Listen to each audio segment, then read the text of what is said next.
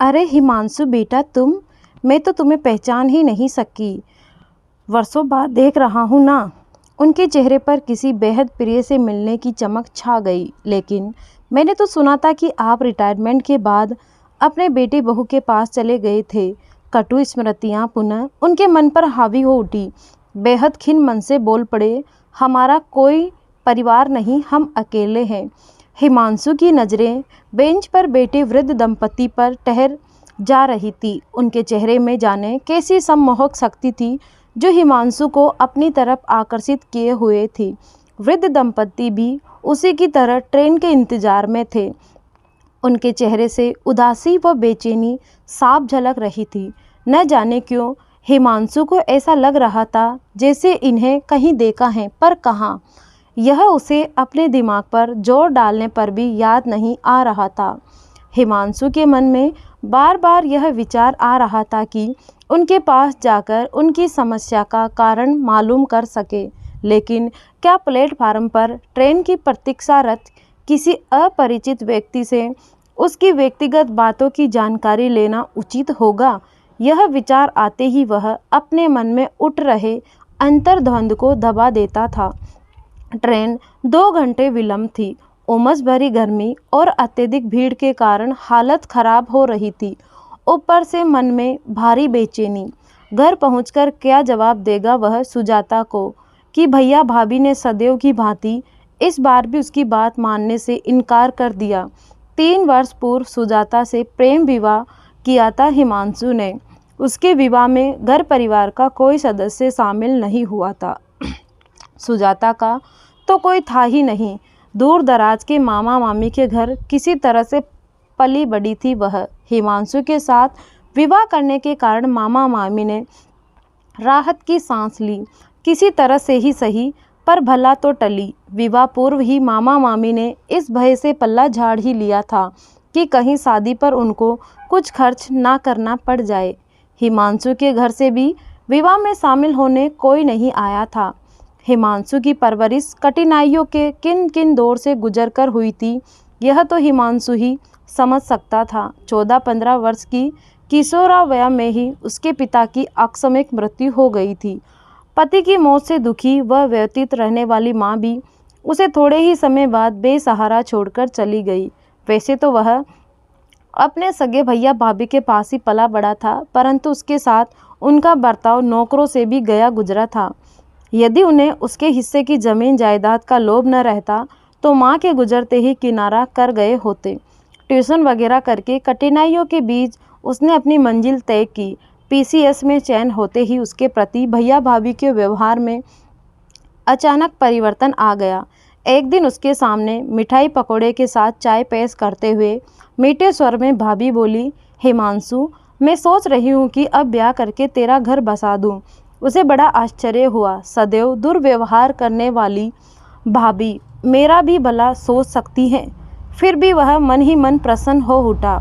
देर से ही सही, परंतु उनका हृदय परिवर्तन तो हुआ। वह कुछ कुछ निश्चित सा हो चला था। सुजाता के संबंध में बताने का समय आ गया है। सुजाता के बारे में अभी कुछ बता पाता, इसके पूर्व ही उन्होंने अपनी तलाकशुदा बहन मीनाक्षी का प्रस्ताव रखकर कहा, हिमांशु कब का मुहूर्त निकलवा दूँ। उनका प्रस्ताव सुनकर उसे आकस्मिक परिवर्तन का रहस्य समझ में आ गया। उनके आडंबर युक्त बदलाव के समक्ष स्वार्थ का पल्ला भारी था। उसकी चाहत तो सिर्फ सुजाता ही थी, जो वर्षों से उसके दुख सुख में भागीदार रही थी। सुजाता के अलावा किसी अन्य के साथ विवाह के संबंध में वह सोच भी नहीं सकता था। भाभी की बहन के साथ रिश्ता न जोड़ने की उसे ये सज़ा दी गई कि भविष्य में वह उनके घर में कभी कदम नहीं रख सकता। हिमांशु ने सारा वृतांत सुजाता को सुनाया तो उसने बेहद निराशापूर्ण शब्दों में कहा, हिमांशु विवाह रिश्तों को जोड़ने के लिए होता है, तोड़ने के लिए नहीं। तुम उनकी बात मान लो, मेरे कारण तुम्हारा घर परिवार टूटे यह उचित नहीं है। विवाह पश्चात सब कुछ सामान्य हो जाएगा। वैसे पहले ही मेरा संबंध उनके साथ मधुर कब था। बहुत समझाने के पश्चात ही उनका विवाह संभव हो सका था। सुजाता से विवाह करने के बाद उसने उन्हें मनाने की पुरजोर कोशिश की, पर सब व्यर्थ रहा। इन दिनों सुजाता गर्भवती थी। उसकी हार्दिक इच्छा थी कि उनके पास कोई अपना हो। कितनी आशाओं के साथ उसने हिमांशु को यह कहकर भेजा था, हिमांशु तुम जबलपुर जाकर किसी तरह उन्हें मनाकर यहाँ ले आओ। पर लाख अनुनय विनय करने के बाद भी हिमांशु उनके मन से अपने प्रति नाराज़गी दूर करने में असफल नहीं हो सका। इस बार भी उसे खाली हाथ ही लौटना पड़ा। हिमांशु की नज़र फिर उन वृद्ध दंपति पर पड़ी। उनकी नज़रें सुनने में जैसे कुछ ढूंढ रही हो। मन माफिक सहयात्री मिल जाए तो समय बड़ी आसानी से कट जाता है। ऐसा सोचकर हिमांशु ने वृद्ध महिला से पूछा, माँ जी क्या मैं आपके पास बैठ सकता हूँ? हाँ हाँ बेटा, क्यों नहीं। सुनीता देवी के साथ उनके पति ने भी बड़े अपने तत्व से कहा। ट्रेन प्लेटफार्म पर लगते ही सभी यात्री अपने अपने कंपार्टमेंट की तरफ तीव्र गति से चल बढ़े। हिमांशु की सीट भी उसी कंपार्टमेंट में थी जहां वृद्ध दंपति की थी। ट्रेन के चलते ही वृद्धावस्था व थकान के कारण वृद्ध महिला सुनीता देवी अपनी सीट पर चादर बिछाकर लेट गई। हिमांशु भी उनके पास बैठ गया। बातचीत से हिमांशु को लगा कि पति पत्नी दोनों ही सहृदय व नेक इंसान हैं। एक दो बार हिमांशु ने पूछा भी, अगर आप लोगों को डिस्टर्ब हो रहा हो तो मैं अपनी सीट पर चला जाता हूँ। नहीं बेटा, पास ही बैठे रहो, तुमसे बातें करना अच्छा लग रहा है। वैसे भी कौन सी नींद आनी है। हिमांशु ने पूछा, आप लोग कहाँ जा रहे हैं?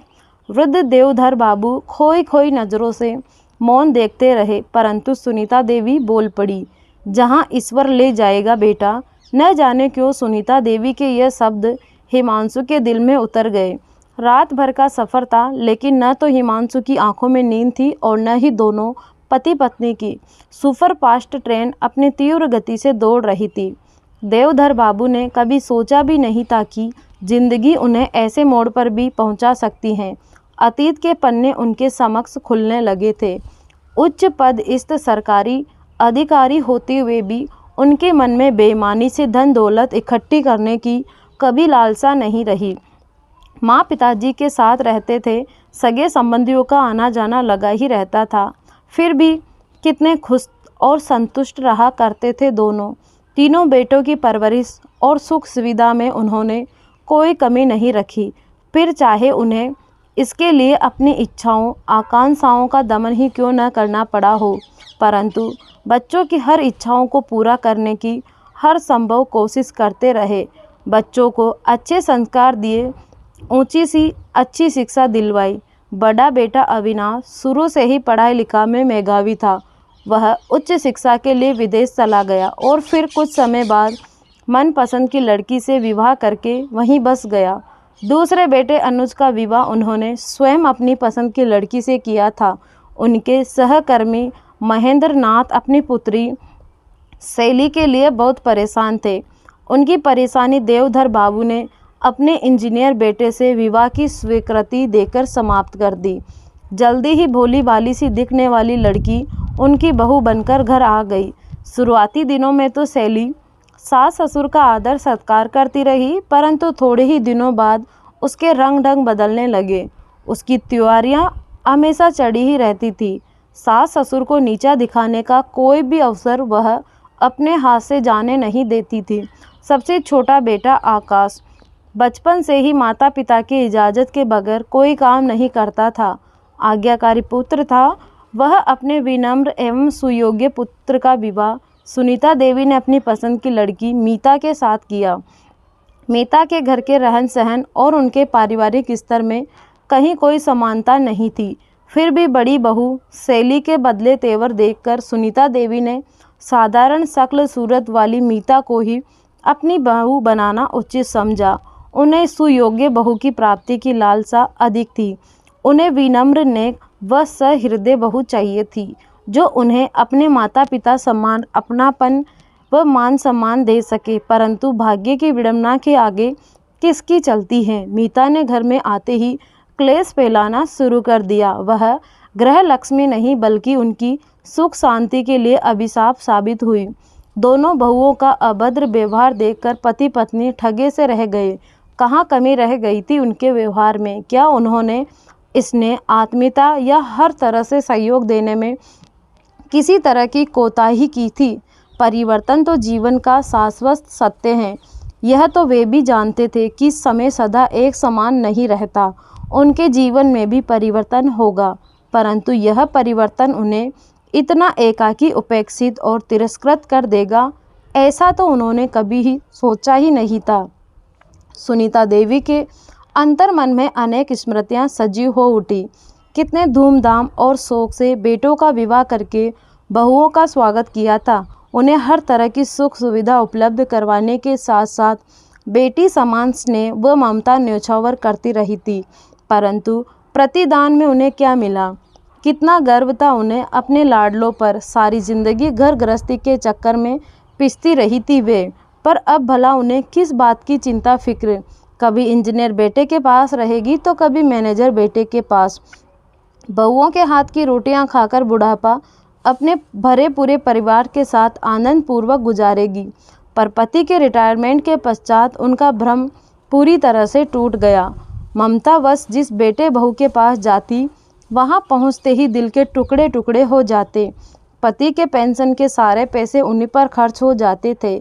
यदि कुछ बचता भी चाहती तो बहुएं ऐसा होने नहीं देती थी। किसी न किसी बहाने पैसे निकलवा ही लेती थी। जितना अधिक उनके पास सुख सुविधा का साधन एकत्रित होता जा रहा था, उतनी ही उनकी आंखों में अतृप्ति बढ़ती जा रही थी।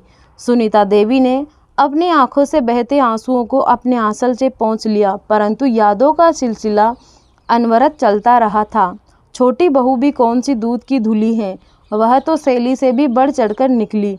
जिस मीता को वह अपने पति व बेटे के विरोध के बावजूद इस घर में लाई थी, घर में पर्दा अर्पण करते ही वह अपने स्वप्नों को छिन्न भिन्न करके उनके जीवन में ग्रहण समान छा गई।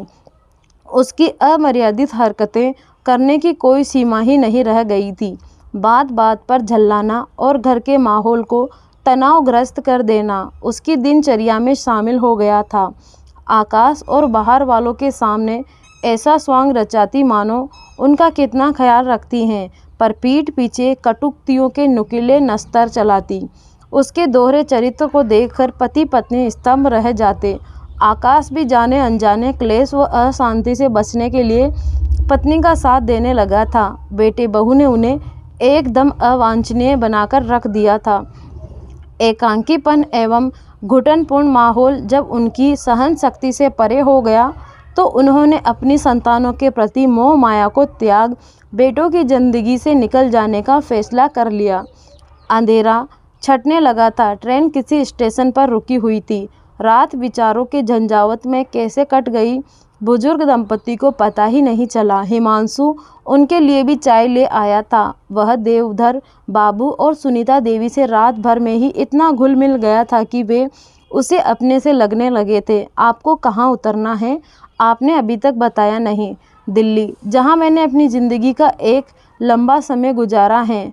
वहाँ हमारा एक छोटा सा घर है। टूटी कुंडियों को पुनः समेटना पड़ेगा। दीर्घ निश्वास लेकर देवधर बाबू बोल पड़े। हिमांशु का मन वर्षों पुरानी स्मृतियों में उलझ सा गया। अचानक उसके मन मस्तिष्क में दबी धुंधली धुंधली सी तस्वीर स्पष्ट होने लगी। प्रसन्नता से विभोर बोल पड़ा, हिमांशु, कहीं आप मेरे वही देवधर चाचा तो नहीं हैं जो मेरे पिता विपिन शर्मा के अभिन्न मित्र थे और जिनकी स्नेह छाया में मैंने अपने बचपन के सुखद पल गुजारे थे? अरे हिमांशु बेटा, मैं तो तुम्हें पहचान ही नहीं सका। वर्षों बाद देख रहा हूँ ना। उनके चेहरे पर किसी बेहद प्रिय से मिलने की चमक छा गई। लेकिन मैंने तो सुना था कि आप रिटायरमेंट के बाद अपने बेटे बहू के पास चले गए थे। कटु स्मृतियाँ पुनः उनके मन पर हावी हो उठी। बेहद खिन्न मन से बोल पड़े, हमारा कोई परिवार नहीं, हम अकेले हैं। हिमांशु को सब कुछ समझते तनिक भी देर नहीं लगी। तो यह है इनकी बेचैनी और परेशानी का रहस्य। हिमांशु को लगा जैसे उसकी मनचाही मुराद पूरी हो गई हो। अपने तत्व से बोल पड़ा, नहीं चाचा जी, आप लोग अकेले नहीं हैं। आप दोनों मेरे साथ चलेंगे। हम मिलकर प्यार व मान सम्मान से परिपूर्ण परिवार बनाएंगे। आप तो मेरे सुख दुख के साक्षी रहे हैं चाचा जी। आपके मार्गदर्शन के कारण ही तो मैं विषम परिस्थितियों को पार करके सफलता की इस मंजिल तक पहुंचा हूं। मेरा अनंत वर्षों से ही किसी अपने सानिध्य की तलाश में भटकता रहा है।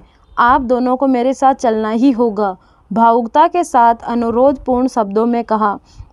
हिमांशु ने दोनों पति पत्नी नियति के इस चक्र को देखते ही रह गए। बड़े पैसों पैस की स्थिति में सुनीता देवी के मुंह से शब्द निकले, पर बेटा, ऐसा भला कैसे संभव हो सकता है? क्यों नहीं हो सकता चाची जी? एक तरफ तो आप मुझे बेटा कहकर अपनेपन का एहसास करवा रही हैं, दूसरी तरफ इनकार करके परायापन भी जाहिर कर रही हैं। चाचा जी, हम लोग अपनी ज़िंदगी स्नेह बंधन के सहारे आनंद पूर्वक गुजारेंगे। आप लोग इनकार मत कीजिए, नहीं तो हमारा दिल टूट जाएगा। आपकी बहू बड़ी बेसब्री से हम सबका इंतज़ार कर रही होगी। उनकी हथेलियों को स्नेह से थामकर सादीकार कहा हिमांशु ने। आनंदातिरेक कारण उसका गला भर उठा। ममतामयी दृष्टि से हिमांशु की तरफ निर्निमेष निहारती ही रह गई सुनीता देवी। कहीं ऐसा भी होता है? इस सुखद स्थिति में तो कभी कल्पना तक नहीं की थी उन्होंने। जिंदगी कब करवट बदल ले यह भला कौन जान सकता है। भोर का धुंधलका छट चुका था, सुबह की सुनहरी धूप फैलने लगी थी। हिमांशु और उनके बीच स्नेह व आत्मीयता की जिस मधुर रिश्ते की बुनियाद पड़ चुकी थी, उसके एहसास मात्र से ही उनके हृदय में आनंद की किरणें प्रस्फुट होने लगी थी।